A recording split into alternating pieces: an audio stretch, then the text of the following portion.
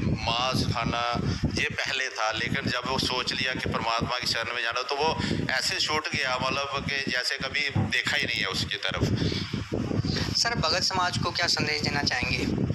मैं भगत समाज को संदेश तो नहीं, एक प्रार्थना करना चाहूँगा कि परमात्मा जो हमारे रामपाल जी महाराज हैं वो एक सबको सुधार करने आए हुए हैं। उनसे नशा मुक्ति करवा रहे हैं, लोगों को दहेज से छुड़ा रहे हैं और मतलब जो शास्त्र विधि के अनुसार जो भक्ति है वो बता रहे हैं।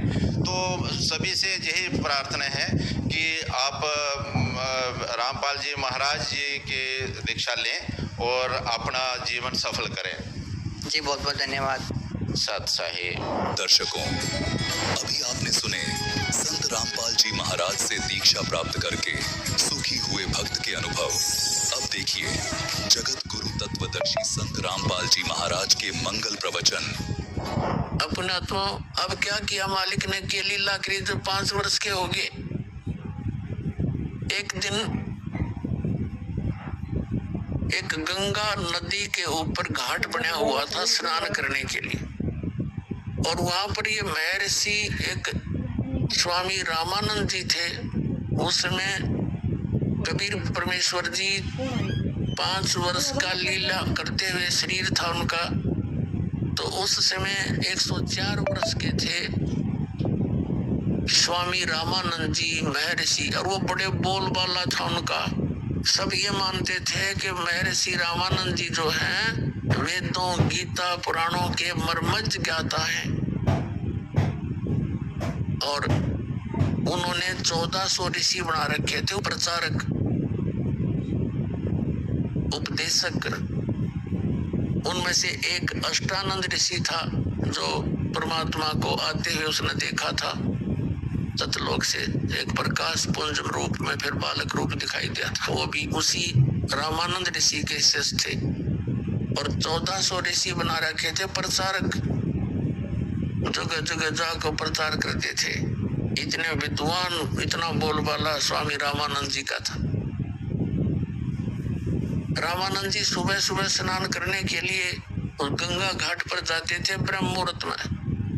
गर्मियों का मौसम था। परमात्मा जाकर के कबीर जी उन पौड़ियों में लेट गए। रामानंद जी अंधेरे में नीचे जा रहे थे स्नान करने के लिए, पौड़ी उतर रहे थे। परमात्मा के सिर में उनकी खड़ाऊ लगी रामानंद जी की। जैसे बालक रोया करते हैं वो लीला रोने की करी। एकदम रामानंद जी झुक गए। किस बालक का चोट लगी? क्यों साधु संत बड़े दयालु होते हैं। एकदम नीचे को झुका, अको हो किसी बालक का चोट लगी। एकदम नीचे झुके तो उनके गले में एक कंठी थी। कंठी बोलते हैं, एक कंठी होती है तुलसी के लकड़ी के, एक मनका होता उसमें, एक मणिया, और वो धागे से बांधकर अच्छी लटकाते नीचे दे की, अच्छी लंबी, यानी आसानी से काट लेना हो, जब से निकालते फिर पैर ले। ऋषि जी बड़े बड़े जटा रखाया करते थे। तो वो कंठी जो थी वो धागे में एक मनका डला हुआ, वो क्या होती है, वो ये पहचान होती है कि ये वैष्णव उपदेशी, ये उपदेशी है और वैष्णव परंपरा से है। तो वो जब नो झुके एकदम रामानंद जी, उनकी वह कंठी निकल गए और कबीर जी का गल गई गले में। अंधेरा था। रामानंद जी ने तो सिर्फ ये पूछा, कहा कि बेटा रो ना, रो मत बेटा, धोखे से मेरा पैर लग गया तेरे, और राम राम बोल बेटा, राम राम बोल। राम के नाम से सुख होता है, दुख दूर होते हैं। अब कबीर साहब चुप हो गए। अब रामानंद जी ने सोचा किसी का बालक होगा, रास्ता भूल के आ गया। कहा बेटा तू यहाँ बैठ जा, मैं स्नान कर लेता हूँ, तुझे तेरे घर भिजवा दूंगा और चिंता ना कर। रामानंद जी तो स्नान करने लगे। वो वहां से अंतर ध्यान हुए और अपने वो मुंह बोले माता पिता की झोपड़ी में आके विश्राम किया। अब उधर से रामानंद जी स्नान करके बाहर आए तो देखा बालक है नहीं। इधर उधर देखा, एक दो से पूछा कि यहाँ एक बच्चा था, अगले हमने नहीं देखा। तो रामानंद जी ने सोचा भाई चला गया होगा बालक, उजाला अंधेरा। अंधेरे में तभी चल गया होगा, रोशनी हो गई है चला गया होगा। बात उसका ध्यान से उतर गई। अब परमात्मा ने क्या किया, स्वामी रामानंद जी का शिष्य ऋषि एक विवेकानंद नाम का अपने अक्षेत्र में, जहां उसका अक्षेत्र बांट रखा था 1400 ऋषियों में से एक उसका भी अक्षेत्र था। तू यहाँ प्रचार करेगा, ये इनको तू समझाएगा, इनकी शंका समाधान करेगा। तो सत्संग कर रहा था। कबीर साहब भी जा बैठे वहां। कबीर साहब जा बैठे तो जब उसने प्रसंग शुरू किया कि विष्णु जी सर्वेश्वर हैं, इनके कोई माता पिता नहीं, सर्वेश्वर हैं, यही 3 रूप धारण करके सब कार्य करते हैं। ये कभी रजगुण ब्रह्मा बन जाते हैं, कभी तमगुण शिव बन जाते हैं। ये सब के जनक है महेश, ये सब देवों के देव हैं, अजरो अमर है, इनके कोई माता पिता नहीं है। जब उसने वो शिव पुराण की कथा कह सुन ली, भगवान विष्णु के ऊपर उसने प्रसंग चलाकर सत्संग किया, तो परमात्मा खड़े हुए और पूछा कि हे स्वामी जी, मैं आपसे कुछ शंका का समाधान चाहता हूँ। अब सारे श्रोता बैठे। अब विवेकानंद जी ने कहा, क्या बोल बेटा, क्या पूछते हो? आपने ये कहा कि विष्णु जी का कोई माता पिता नहीं, अजरो अमर है, सर्वेश्वर है, इनसे ऊपर कोई परमात्मा नहीं है। तो मैंने एक दिन एक ब्राह्मण कथा कर रहा था शिव पुराण में, रुद्र संहिता के अंदर 5वां, 6वां और 7वां अध्याय वो पढ़ रहा था। उसमें मैंने सुना कि उसमें लिख रखा है ऐसे ऐसे कि काल रूपी ब्रह्म से और दुर्गा के संयोग से विष्णु की उत्पत्ति हुई। अब देखिए जरा, उसमें मैं तो कर पढ़ा नहीं, ऐसा है। अब ब्राह्मण ने पढ़ा, न्यों का न्यों पाया। कहते हैं, राज तजना सहज है, सहज त्रिया का ने, और मान बढ़ाई ईर्षा, दुर्लभ तजना ये। अरे इनके छोड़ने बिना भगवान नहीं मिले, न तो बनाए जाओ बात।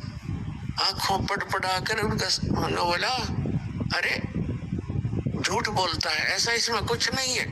उसको पता था सारे अशिक्षित बैठे हैं। और कहने लगे, उस विषय को बदल दिया। विषय को बदल कर कहने लगा, तूने किसी से नाम ले रखा, ये तिलक विलक लगा रखे हमारे जैसे? परमात्मा ने कहा कि हाँ, मैंने नाम ले रखा है, दीक्षा ले रखी है। किससे ले रखी है? विवेकानंद जी बोले कि जिससे आपने ले रखी है। अच्छा, तू कौन है, तेरी क्या जाति है? अब परमात्मा तो बोल नहीं पाए। श्रोता ही कहने लगे, ये तो नीरू का लड़का नहीं है, दानक का, जुलाहे का। नीरू जुलाहे का पुत्र है ये। इसकी तो आदत है, जहां भी जाता है छेड़छाड़ करे बिना नहीं टिकता। और विवेकानंद कहता है कि अच्छा, ये जुलाहे का लड़का, और क्या कहता है तू, मेरे गुरुजी से उपदेश ले रखा है? हाँ जी, आप जिस गुरुजी से आपने उपदेश ले रखा है, उसी से मैंने ले रखा है। देखो रे श्रोताओं, देखो भाइयों, कितना झूठा और कपटी है ये, है ना पाखंडी। कैसी झूठ बोल रहा है, ऐसे ही पुराणों के बारे में झूठ बोल रहा है ये। मेरे गुरुजी पता तूने कौन है? वो कहता है विवेकानंद परमात्मा से।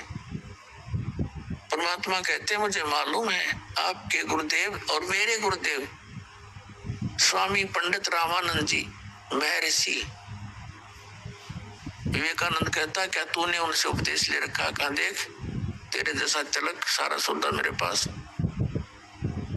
अब उसने क्या कहा, उस विवेकानंद ने कहा, देखो भाइयों कितना झूठा है। अब मैं गुरुजी के पास जाऊंगा, इसकी सारी हिस्ट्री पूछूंगा, और कल तुम भी आना वहां पर, सुबह देखना इसकी कैसी पिटाई गुरुजी करेंगे। अब उस विवेकानंद का आदेश, उसके सारे श्रोता पहुंच गए सुबह सुबह रामानंद जी की कुटिया पे। रामानंद जी के पास सामने जाकर उस विवेकानंद ऋषि ने कहा, महाराज जी, हमारी तो नाक काट दी एक जुलाहे के बालक ने। ये परमात्मा वो दोनों का है कि मैंने स्वामी जी से नाम ले रखा है। ये दाता, हम कैसे बाहर निकलेंगे, कैसे शकल दिखाओगे जनता में? एक दानक का, शूद्र का लड़का आपको गुरु बताता फिरता, उसने बेइज्जती कर दी। अब रामानंद जी ने यह बात सुनी नो, कुदर गुस्से में हो गया कि उसको कल लाओ मेरे सामने पकड़ के, मैं तो इन शूद्रों को निकट भी नहीं आने देता। क्यों उनके नंबर कट जाए, नो बेरा पट जा। किसी ब्राह्मण ने शूद्र को उपदेश दे दिया तो उसके चेले भाग जाते। इस तरह से उसने खूब आंखें लाल कर ली। अब सुबह सुबह वो विवेकानंद 8-9 और लेकर मस्टंडे और पहुंचा दानकों की दुल्हाओं की कॉलोनी में, उस बगड़ में। तो वहां वो घर पूछ रहे थे नीरू का। एक बहन आवे थी, एक भक्त व्यक्ति था, उनने देख लिया क्या बात है, ये तो इनकी नीयत तो ठीक ना लगती, झगड़ा करने का उद्देश्य है, लट ले रही है, डंडा ले रहे और पूछ रहे नीरू का घर। तो वो पूछ रहे थे, वो सुनते हुए निकट के जल्दी सी आगे और नीमा से आकर बताया कि नीमा, और तुम्हारा किसी से झगड़ा हो गया क्या? कई ब्राह्मण आ रहे डंडा लेकर तुम्हारा घर पूछ रहे। इधर से एक व्यक्ति हुई आके उसने यही कहा कि पता नहीं क्या बात है, तुम्हारा कोई झगड़ा हो गया किसी से। और नीमा समझ गई कि कबीर किसी ने छेड़छाड़ का है ब्राह्मण ने, और ये पहला छेड़ा छेड़ी करे जाया करते, किसी को जाकर छेड़ दे कह देते सच्ची, और सच्ची का फिर दुख होया करे। तो कई उलाने आया करते दिन दिन में नीमा के, वो भी तंग हो रही थी। अब उसको पता था कि वो कल फिर किसी न किसी के साथ इसने छेड़छाड़ की होगी, रास्ते ये मारने कुटन पाके डंडे ले रहे थे। तो उसने क्या किया, अपने बच्चे को, यानी अब बच्चा ही मानती थी वो, तो कहा झोपड़ी में सोए थे, वो तो वक्त जा लिया उठा के और कहा बेटा तू झोपड़ी के पीछे बैठ जा और लेट जा तू यहाँ पर। उसके ऊपर कपड़े डाल दिए पुराने से बेकार से, और बोलिए ना तो मैं ना कहूँ। अच्छा माता जी। अब वो इतने में पहुंच गए हुए विवेकानंद और उसके समर्थक सपोर्टर, और वो जाते कहने लगे, वो कहाँ है तेरा पुत्र नीमा, कहाँ है तेरा बेटा? वो कहने लगी जी क्या बात होगी, अब बात का तो वहां पता चलेगा गुरु जी के पास। वो कहती जी मैं धमका दूंगी मेरे बेटे ने, आज के बाद कुछ नहीं कहेगा तुम्हारे को। नहीं अब तो वही फैसला होगा। अब वो माई तो एक तरफ धक्का दे दिया और बढ़ गए झोपड़ी में, पटक कर ठा के नो लठा डंडा गेला और हाथ लाऊं तो वो फिर दानक बन जा। पंडित जी थे, लठा गेला डंडा गेला नो रजाई उठा देखे, पहले चारपाई सी थी वह उथल दी। अब और वो ने पूछा जी बात तो बता दो। नीमा ने पूछा जी कोई कारण तो बता दो, क्या गलती कर दी मेरे बेटे ने?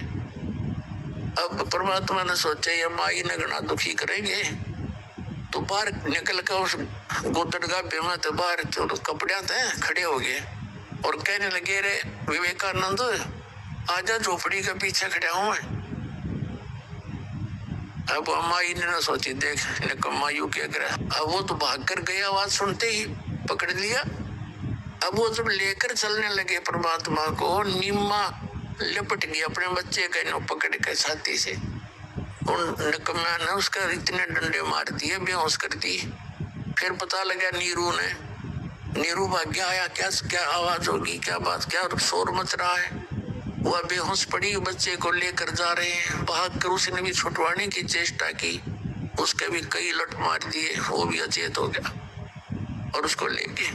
पुण्यात्माओं, देवी पुराण में लिखा है 414 पृष्ठ पे कि जो सतयुग त्रेता द्वापर में राक्षस कहे जाते थे वो कलयुग के ब्राह्मण है। एक बार देखा है तो कदे ब्राह्मण पे दिख जा। ये देखिए देवी पुराण, श्रीमद देवी भागवत पुराण, गीता प्रेस गोरखपुर से प्रकाशित है।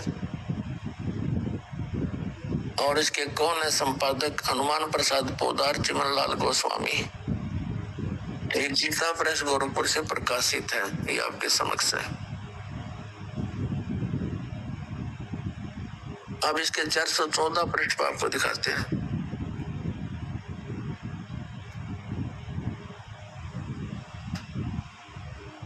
एक 3 पंडिता का पता लगा कि से ब्राह्मण थे ये।